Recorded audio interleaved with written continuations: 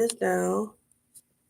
And I am live. I have a live stream going on YouTube. Yay. Let me see. So I have my phone in front of. Hey, Tasia, I don't know if you're still on there. I need to check on you. I ain't checked on you in a minute. My cousin. Aw, I love my family. I just wish I was a lot more tight with like all my family. Like, how do you make time to be tight with all your family?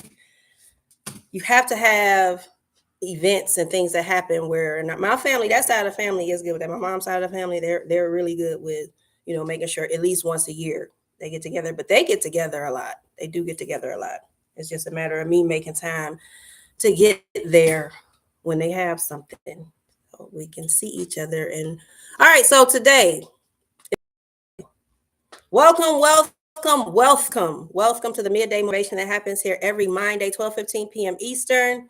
I am so excited to bring to you some motivation, inspiration, new information, confirmation, and or education. Yes, you see this Farm Life brand in the back. Farm Life brand in the back. Farm Life is going to be the way of life. If you care anything about your body and what you're ingesting, farming and gardening, growing your own food is it. Is it. Eating this food out of these grocery stores is poisonous. Poisonous. Fast food restaurants, like all the traveling we do, I cannot wait to be that example that I look at on a regular basis. I follow vegans, I follow vegetarians on Instagram, YouTube, watch their videos, and I'm inspired to eat differently, to eat better, to become more healthy. It clears your thinking. I mean, it's so beneficial to change how we eat and how we do things. What we ingest in our body, we just too reckless. We too carefree. I know. Listen, when I'm talking to you, I'm talking to me too. When I'm talking to you, I'm talking to me too. So please don't think I'm standing behind this camera professing or claiming to be this all together becoming, because we're all becoming. We're all becoming. We're all becoming. We're becoming what we're looking to become. So I'm not going to be a standstill human being. I'm not going to just be. I'm going to just be what I am. No, I'm going to be what I am and get better at it. So I'm going to be becoming. I'm going to be coming into who I want to be and what things I want to do different and better. All right, so let's start off with my boy, Derrick D Grace II. Some of you are familiar with him. Some of you are not. He inspires me tremendously. Like despite the tattoos all over his face, like he got tattoos all over his face. So this was before he became conscious, to my understanding. Okay, so prime example. They claim you can get tattoos removed. I don't know nothing about the tattoo world. I don't know nothing about that. I don't care. I don't have any tattoos, so I don't care if you can remove them or not. Because I don't have them. So it's too much other information that is important to me than to look into something of that nature, because I don't have tattoos. Okay. All right. So anyway, he has tattoos all over his face. I've sent his video out a while ago when I was following him and watching him real heavy. Right now, I just watch him every now and again. But when I was watching him real heavy, I sent it out to a couple of people or a few people, or how many ever people I sent it to. Some feedback I got was, I can't look at his face. Okay, well, flip the phone over and just listen. Just listen to what the man is spitting. Like, he is saying some phenomenal, insightful things. I've learned so much from him. Like, he teaches his children how to handle guns, how to shoot. He teaches so many things that are necessary in our homes that we are not teaching our children. We have to stop filtering them into the system where they're learning things that are not so beneficial. Are they learning beneficial things in school? Yeah. There are some things that they are learning that are beneficial, but there are some things that they are learning that is unnecessary. No need. Like, please, just, I don't need to know that. I didn't need to know that. I didn't use half of the things I'm learning or I've learned in school. I'm not using any of that.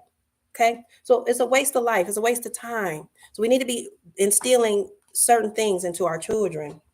And that's just the work we have to do. So let me start off with him today. So these are different inserts, and these little books that he has, these are different inserts. So this one I'm getting ready to share some things and expound on for y'all today. So it says the Graces are not super geniuses. With his curriculum, and I might speak it as if I'm talking about him and not reading exactly what he's saying. I don't know. It depends on how I feel, because I am a person that does do things out of my feelings. With his curriculum, he doesn't give them busy work, nap time. He focuses on what matters. What I just said, he focuses on what matters. Okay. Many children are learning from a purposely watered down curriculum, a curriculum that is going to mean nothing in life later. It's not going to help you survive. It's not going to help you manage your time, your money, not help you go within, because that's where we miss it a lot too. It's not going within. We're so busy with the outside world and things outside of us. We're so busy, so busy, entangled in things that are outside of us when we should be going within. So they don't learn none of that. They don't do any grounding, no spiritual work. Like, these are the things I'm teaching my babies. All right, and that's what differentiates us. So that's what differentiates me. That's what differentiates the conscious community. That's what differentiates their. Some children take naps while others create their own line of mattresses. Okay, so let's and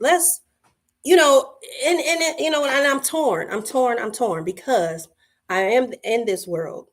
Okay, and there are things that I utilize, such as YouTube, social media, Instagram, Facebook. There are things that I utilize that are outside of me, right? But I cannot lose focus of going within. But I was not taught that as a kid. I knew nothing about going within. Well, I'm not gonna say I didn't know anything about it, because we're within when we're in our thoughts. We're within when we're up here, utilizing our mind's eye. Okay, so what I'm saying to you is, no one was making sure of it. No one was sharing certain things with me about spirituality. I was forced to go to church. I was forced to listen to a pastor preach, and was coached into, having to tithe. And so many people live that lifestyle. And I do appreciate and go by a lot of the principles in the Bible.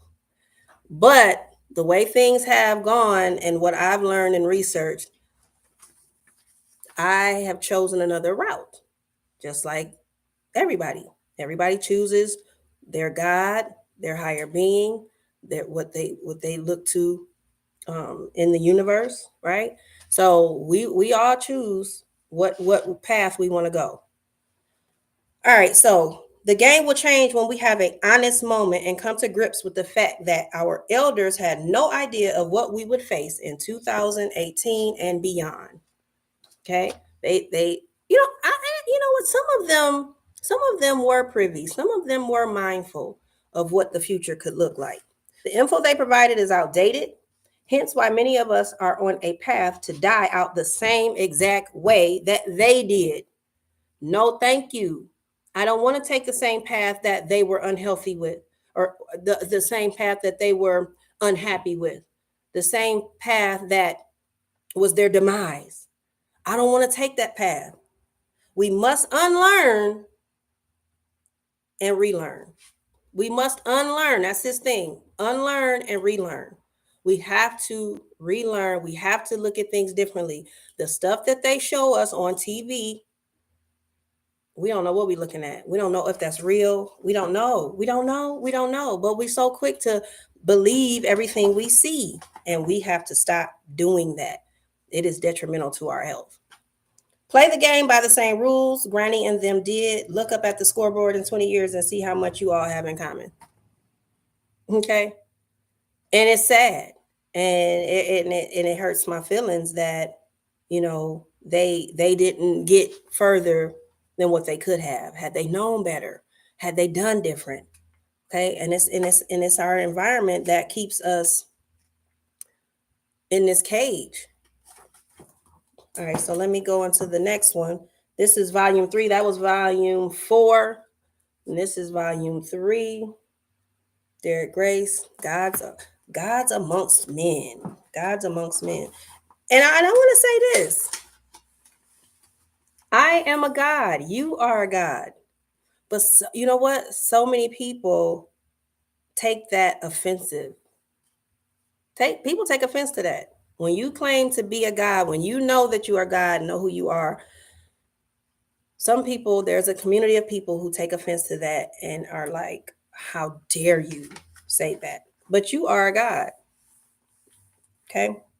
You're only hurting and starving yourself. You'll look back in 5 years and be like, what was I doing? Although he has initials, WTF. What was I doing? Trust me, when I say there is a man or woman out there that fits your exact specifications, you have to be crazy and patient enough to stumble across them. I know settling and being miserable is the way these letters, the font he used, a little tricky.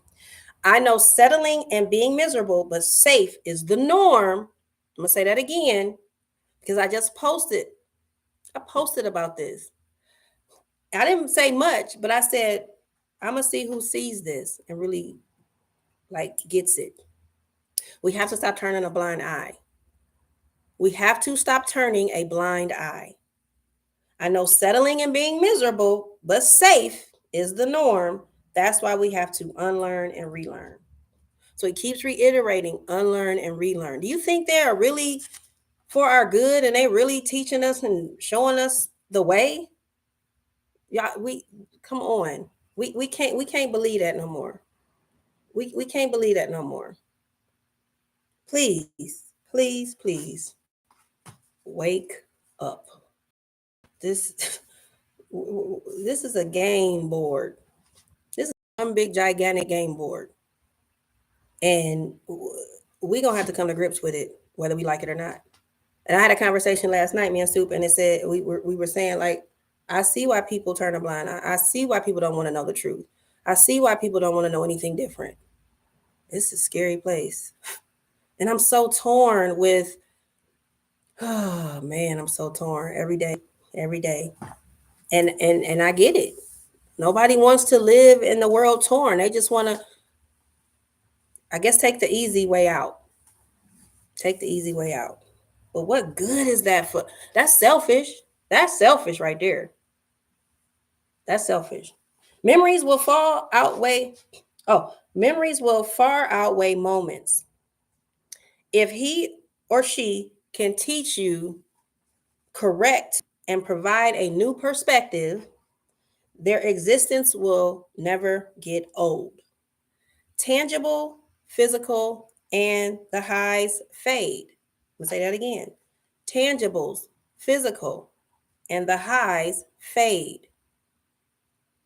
And I read this last week. I just, the mental will draw you in at 8 or 80. The mental will draw you in at 8 or 80. So I shared this last week and I share it again because you can't hear it enough. Because some people heard it, it went in one ear and out the other. It went in one ear and out the other. So I mean, plenty of things that went in my ear and out the other. So I'm guilty of it too. If the family can't hustle with you or it can't be passed down to them to own, it's time to change it. There was nothing left to me when my dad passed but memories and pictures and the things that he instilled in me. Okay. But it would be nice for me to be able to, when I'm gone out of this costume, out of this avatar, it'd be nice for me to be able to leave my children something tangible that they can pass on, that they can eat off of, that they can live nice with and comfortable and not have to struggle. I'll say that, not have to struggle, be okay. So, because you have to get uncomfortable. to get to a level of some true comfortability. Like the comfortable I've experienced and the comfortable I know my family to be in, it ain't really comfortable. It's settling. And we're taught not to settle, know our worth, right? So, ooh, yes, yes, yes. Okay, this one right here. I show the stripper the same love and respect as I do the school teacher, right? It's not my job to devalue you based on your job title, but we so quick to judge and say what I wouldn't be doing, or why is she doing that, or why is he throwing himself around, right? Number one, life is one huge opinion, so I don't spend much time caring about anybody's or casting mine. Number two, I'd be a clown to publicly front and admire in private. Right, because that's something he enjoys. That's something he enjoys. So for him to ridicule or put down, yeah. Number three, balance is key. Way too many presentation, eventually boxing ourselves in and being confined to that fake world we created until we're seen for the real us. For the real us. Number four, sweep around your door before you come inspecting the next person's porch. Sweep around your door. Oh my goodness. I'm dropping the mic on that one. I'm gonna drop the mic on that one. We're so quick to okay, so there's no perfect person. No one's perfect, right? No one's perfect. No one is perfect. No one will ever be perfect. That doesn't exist. That will never exist. Never, ever, ever, ever. I know how they say never. That will never exist. So, how is it that, and I'm guilty of it, when I'm talking to you, I'm talking to me too. When I'm talking to you, I'm talking to me too, right? I have to get more in tune with looking at the camera and not the screen, right? Looking at the camera. So when my video plays back, you feel as though I'm talking to you, directly to you, because I am talking directly to you. If you are looking at my face right now and you hear the words coming out of my mouth, I am talking to you. Talking to you. I'm talking to you, talking to you, talking to you, talking to you. And I'm talking to me too. Okay. So, since there's no one perfect, we cannot look at other people to say how they should have done something. We can give suggestions so that they don't bump their head next time, or give some insight on how this could work better instead of how it went before, like, because experience, they say, is the best teacher. But there are so many things that we point out about other people and don't take a hard look at ourselves. So what I've been doing over the past years is, what can I do different? How can I better myself? What could I have done differently the way it went? I could have refrained from saying something, because a lot of times it's because I've said something. But I always got something to say. Always. You always got something to say. And I'm not bragging to say, like that's a thing. I always got something to say, but just thoughts come and they're triggered by what somebody said or did, and I have something to say. Now, it may not always be positive, may not always be the right thing to say, right? I always have something to say. So I'm still working on it, because I still can look at somebody and say, how dare you do that way? How dare you say that to that person? How dare you treat them? A lot of times when um, we're saying something that may be hurtful or condescending, that usually is coming from a hurt place. Usually that's coming from a hurt place. Usually. I can't speak for everybody. But some people just be condescending because that's being to them that was something that they did for fun. And it's not to be hurtful, not necessarily to be hurtful. It's not to be hurtful. I ain't gonna say not necessarily to be hurtful. It's not to be hurtful. It's like having fun. Like I was raised in a family of sarcastic people on both sides. So it was like dumped all over me. It was like poured, like sarcasm was like poured on me. And that's how we communicated with each other. But it was all love. It was, but see, other cultures, other people don't necessarily care for sarcasm. And so we have to be mindful, hence the word mind day. We have to be mindful about how we have to know our audience. Be mindful of our audience. We have to know our audience. So that's what I want to say about that. And I'm getting ready to wrap up soon, but I do want to share some more before we go. So hopefully for you, what I just covered was hopefully for some of you it was confirmation. Hopefully for some of you it was inspiration, motivation, or new information. Right? It might have been new information. We have to change our thinking and the way we perceive things and how we look at people. Okay. All right. So journaling.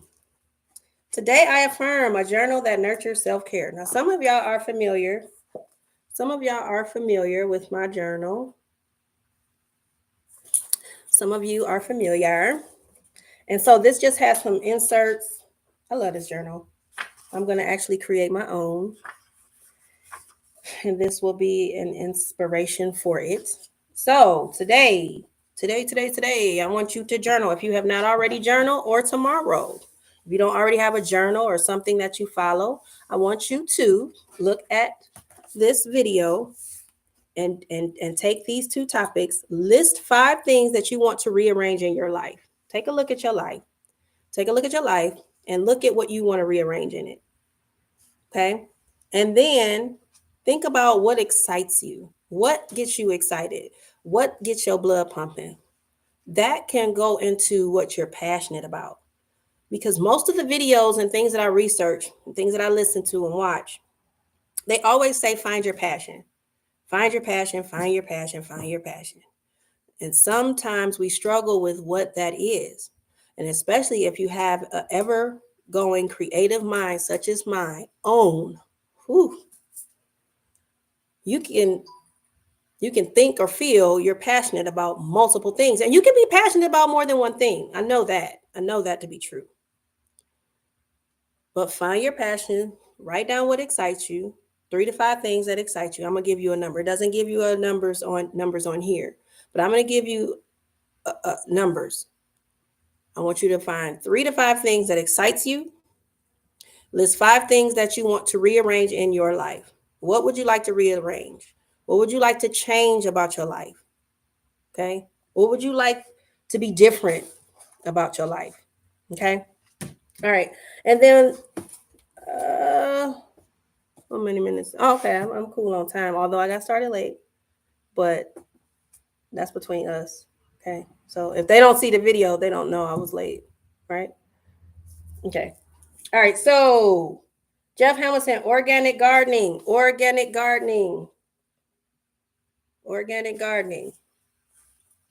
So I'm a farmer, right? I farm commercial cannabis. Okay. For those that don't know, we grow cannabis. We grow medicine. I'm gonna say medicine because some people have no idea the medical benefits that cannabis has. OMG. I had no idea. Just like growing up, all I knew was weed was something you smoke to get high. Like that was the limits of it. I had no idea how powerful this plant is. Had no clue. No, none. Didn't care because I wasn't big on weed smoking anyway.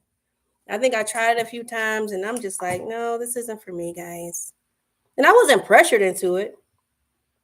That was a good thing about the clique of friends that I did roll with tough. We didn't, I don't remember being peer pressured, I think, because I was already just game. But I just appreciate us not doing anything outside of marijuana and drinking. Like, whoo, people have done some things.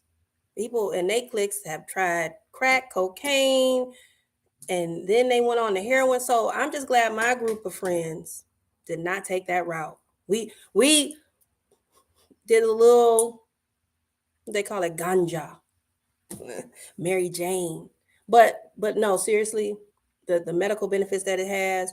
And had I known that back then, I'd have been beast mode right now. I'd have been beast mode right now. But we working on it. We beasting up in the cannabis field. We beasting up. Farm life, hey, farm life, baby. All right, so I shared a little bit. I shared a tip last week, but I just wanted to share this book with those because we are going to have to grow our own food soon. If you're not growing it already, you're gonna have to start growing it like tonight. So the seasons, there's a map you can Google.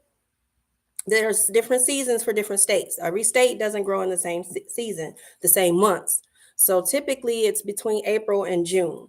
Typically is when you start growing. So this is the perfect time to get some seeds and start growing. Now I know that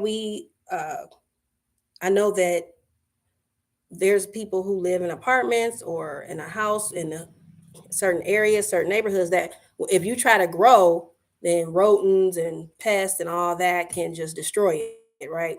So do some research and homework. It don't take that long. I mean, if you care anything about your life and what you ingest in, okay? If you care anything about your and the things that you put in it. Now you might not be putting all the right things in it right now. I'm guilty of it. I'm vegetarian, but I'm still ingesting some things that I know are not for my good, that are fattening, that settles into sugar, like high fructose corn syrup. I stopped drinking pop years ago, so I am. You know what I mean? So it's a process. So, but if you care about eating better and healthier and different, and being the example that the whole world needs to see, we need a slew of us. We need a gajillion of us to grow our own food, and it don't have to be this big extravagant, And you do have to. It is good or best to grow flowers, ornamental plants around your food as well. So I gave that tip last week. So I'm just sharing with that again for those that didn't catch it last week. So there are some things that you could be implementing right now. This is the best season to start growing. Anything that you want to plant.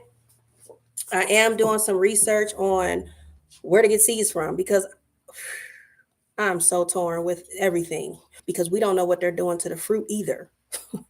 Everything is going plant based now. So we don't know what they're putting in the plant based. Then I just saw a video and got wind. Well, I saw a couple videos actually in the last few weeks. Got wind that they're injecting the meat. They're injecting the meat with what we didn't want to take a couple years ago when there was this big old thing that happened with the injection they wanted us to take. Okay. And then the boosters that came along with it. Do we really trust that? So now they're claiming to be injecting it inside of the meat. So if you are still eating meat, and I wouldn't be surprised if it gets injected in other things as well. I want to mention that as I don't want to put it out there. I don't want to manifest it because manifestation is real. All right. I think lastly, I'm gonna close out. I think that was it. So I just ordered this book, the Boundaries Workbook. The Boundaries Workbook. Now listen, because we have to live in the world outside of ourselves, because I just mentioned this, like it's so easy to focus on outside things and getting tangible things, getting money, grinding, hustling, and getting a nice car or dressing up, looking nice. It's so easy to focus on that, and we miss what we need to work on, which is within, right? Which is within. So the Set Boundaries Workbook. Practical exercises for understanding your needs and setting healthy limits. So because we have to live in this world and we're not out, I'm not outside by myself in the forest somewhere, right? I have to live amongst people, I have to coexist, I have to communicate with people, I have to care for people. Okay, right? So I have to still do personal development. But there are so many answers within and in here that we just have to get quiet because there's so many things happening on a minute by minute, second by second. Somebody needs something, or the thoughts that's running through your mind. Something is always pulling at you and consuming you. And then don't put yourself in business to work with a large amount of people. It's challenging enough to maintain your little family and keep them cool. But to take on a business, I have people asking me for my tea. I make CBD tea and THC tea, right? With Carbon Farms and Retreat. So we're revamping some things with the tea line, because there's just some things I wanted, and it was some ways I wanted it, right? I mean, yeah, absolutely. That's with anybody's business. They want it a certain way. They want certain things. They want it to look a certain way, right? So we're revamping some things, and I was just reflecting on it last night that a lot of people don't even know about my tea. But to have the few people that have asked, like, y'all got the tea in, because it's I'm gonna say pretty much on back order, because we're revamping, so we consider that on back order. For them to ask about it, I'm excited. That touched me. I was like, wow. Now, I am looking into making different levels of it, because for some people who already indulge in cannabis and smoke weed, some their levels, I mean, because it affects everybody different, right? Anyway, like medicine or whatever, anything we take, it affects all of us different, right? So I want to have levels to where it's a mild tea, it's not so much THC, and then a higher level of THC for those that's like, hey, I need that punch. That's what I'm looking for. So I'm excited about that. Let me get into this set boundaries workbook real quick.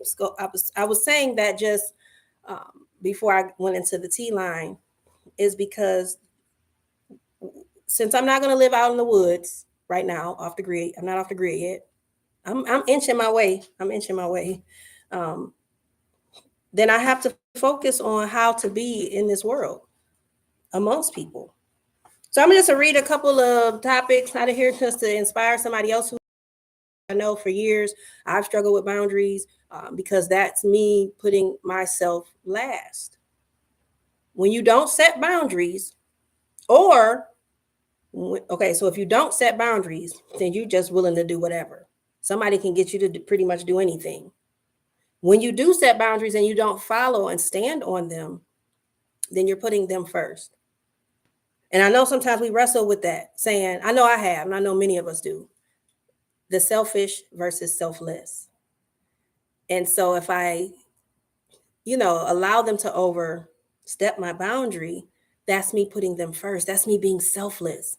But that's misconstrued. That's tangled up in there. So no. All right. So chapters 1.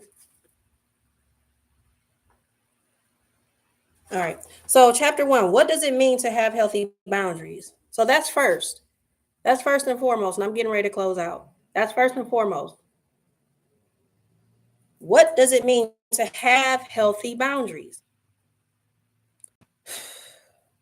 I was going to go into something, but I know that's going to take me away from what I'm looking to accomplish right now, which is go through these topics. What happens when we don't have healthy boundaries? What happens? Like, these are things we have to reflect on and consider and think about and get serious about. Because if not, you just floating around and doing whatever and just like don't care. And you want to be taken seriously. You want to be taken serious. And that will allow you not to be taken serious if you don't set boundaries and stand on them and be firm. It's okay. It's okay. And people have to respect your boundaries. And if someone's telling you you're not respecting their boundaries and you're not sure or clear, get clarity on how am I not respecting your boundary? What can we do together to assist me and not, disregarding your boundary? What can we do to make that better, make that different? Learning to set boundaries. So I know a lot of us have to learn to set boundaries. A lot of us have to learn to set boundaries. Managing the discomfort of setting boundaries. So it's going to be some times where you're probably going to feel uncomfortable when setting these boundaries. But set them and see what happens. Because sometimes we may find that, That doesn't need to be a boundary. That's I'm cool with that. Knowing your boundaries. Knowing your boundaries. Just like, okay, so when we tell kids, yes, we have to stand on our boundaries. I'm going to give you a pass on overstepping my boundary and allow you to do XYZ. I'm going to like make it known that you're crossing my boundary, but I'm going to allow you this time. Like, just if we don't acknowledge it, then like if I don't hear you, if you don't tell me I'm crossing your boundary, and I'm crossing your boundary, then I'm more likely to cross your boundary again. So, but if you announce, then it registers differently. It hit different, right? It hit different. You're crossing my boundary, but I'm gonna let you do it this time, right? So I'm giving you a pass. I'm giving you permission, but I'm not gonna always give you permission. So like, please don't even try it. Don't even, if you can, please refrain from trying to cross my boundary. Then I will make great efforts to refrain from crossing yours. How to speak your boundaries so people can hear you. I can't wait to get through this book. I cannot wait. All right. And then chapter 7, getting better at communicating your boundaries.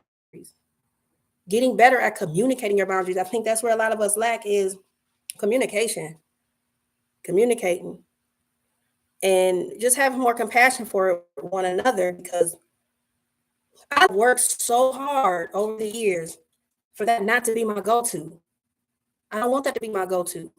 If you go to the store and you don't bring me back something, or we one, that's going negative. That's like, we can't, it happens to me too. So I'm mindful of it on MINDAY today and every day. I'm mindful not to go into the negative. So getting better at communicating our boundaries and getting better at communicating with each other, period. Whether it be via text, over the phone, whatever the communication is, let's do better with being more positive about it. If we both on the same page about being positive and not taking this downhill and not making this nasty, then I think we can communicate with each other better. But if you're constantly around somebody who you think is negative or being malicious, then you need to check yourself. Then you need to check yourself on allowing yourself to stay connected to someone who's not being their best, who I mean, because they could be struggling with being positive. There's so many things and so many ways that you could take the conversation instead of going negative. That compassion is key. That compassion is key. And then sometimes we lose compassion because of repeated behavior. Repeated behavior. So if me and my friend, me and her on the phone, and then we start getting into it about something, and we get to arguing, and we constantly keep arguing, then me and her need a break, or we need to figure out how can we work together to get along, to be positive, to not be so at each other. But if you think that I'm a certain way, or I think you just malicious, or you ain't right, then yeah. Anyway, let me get through these chapters so I can close out. How your childhood impacts your adult boundaries. How your childhood. See, sometimes we don't even think about that. There's a lot of things that happened in my childhood that I was like, my mom would tell me, and I'm like, oh, I had no idea. I didn't even know it. I was cool. I thought I was sweet, right? Until you're reminded of it, or somebody brings up some situations in your childhood that you like, oh yeah. So that's why. Okay. Holding your boundaries is a form of self-care. Holding your boundaries is a form of self-care. So like I talk about us growing our own food, like that's serious. That's serious. It's just it's loving yourself. And so holding your boundaries in a form of self-care. So if you put you first and you focus on self-care and loving yourself, then you already know that setting boundaries and holding your boundaries is a form of self-care. That's a form of putting you first. No matter what somebody else is talking about, that's first. And this is all in the family. You are choosing your life when you choose a partner. You are choosing your life when you choose a partner. You are choosing your life when you are choosing a partner. The family we choose, and then it has in parentheses friends. And then work king. Work was capitalized, WORK. WORK was capitalized because it's going to take some work. It's going to take some work. It's going to take some willpower. There's going to be some obstacles, but you're going to have to be resilient and you're going to have to be kind to yourself. So I just spit out an acronym for work. And so that is date stamped and what's it called? Copywritten. So don't try to take my acronym, but I am going to share that acronym. But it's going to take work. It's going to take work to just live life. It's going to take work, but what are you working towards? What are you working towards? Are you working towards being better? Are you working towards being different? Are you working towards being positive? Not allowing the smallest things to get under your skin. Like somebody was watching the basketball game yesterday, and I was in a whole nother part of the house, but I could hear them screaming about the game, like how men watch basketball, or people who are excited about the sport, how they watch it, they get all into like, "Ooh, ah, yeah, let's go!" Right? And I'm like, that is just the lot. So I had to come up with my own solution on not being bothered by things. So I have to do the work to be so bothered by it. So I'm like, okay, what can I do? Okay, headphones, and put some headphones in so that I don't even hear it. But I appreciate somebody being excited. Like I had to look at it that way. I had to change the way I looked at it. So this is what I'm teaching. I had to change how I looked at it so it could change how I felt about it. I was the only one in control of that. So while they're screaming, enjoying themselves, having fun, I want to keep that in mind. Like I love when people are excited and having fun. Like that makes me feel good. But at the expense of screaming and acting a nut, but who am I to dictate what their excitement looks like? Right? I cannot dictate that. So if they want to scream and be excited and yell, woo, let's go. Because I mean, I get excited and yell about some things, at times, right? So I had to come up with my own solution, but it took work for me to figure out, okay, what can I do to make this different for me where I'm not so bothered by it? Working on your boundaries, social media and technology. All right, so that's all I'm gonna share. That's enough. I'm going into 45 minutes on this video here, and I might be longer on my Facebook and my Instagram because I started those first. So y'all was behind the scenes at the beginning of this video. And so my YouTube video live stream, I'm getting ready to end it. So I get to post a YouTube video that I did today, and some of you have witnessed it. So we going up in history, up in herstory, right? Up in herstory. And I appreciate y'all sticking it out with your girl, Farm Life to the back. Farm Life, baby. We also had a Sprout program where there was Adopt a Plant program where people put in money for a membership for the program and then they reap a profit. So we're coming up with some other ideas and other strategies on investing and making more money for a lot of us because we need to make $10,000 a day. I know some of y'all like 10,000 a day. Good luck with that. But see, if you place yourself around the right people, they might not even be necessarily people with the money, but you place yourself around the right people, put your brains together, put your heads together, and come up with a strategy that is untouchable. It's up from here. It's up from here. So we need to make $10,000 a day. Anybody who is excited and wants to make $10,000 a day, you need to come my way because that's what we doing and that's where we at with it. And it's just, that's it. Like, no more. No, I don't want to say that because I don't want to offend nobody. But the hourly rate, hourly rage. Yes, that's what that's called. The hourly rage is a joke. It's played. The hourly wage is played.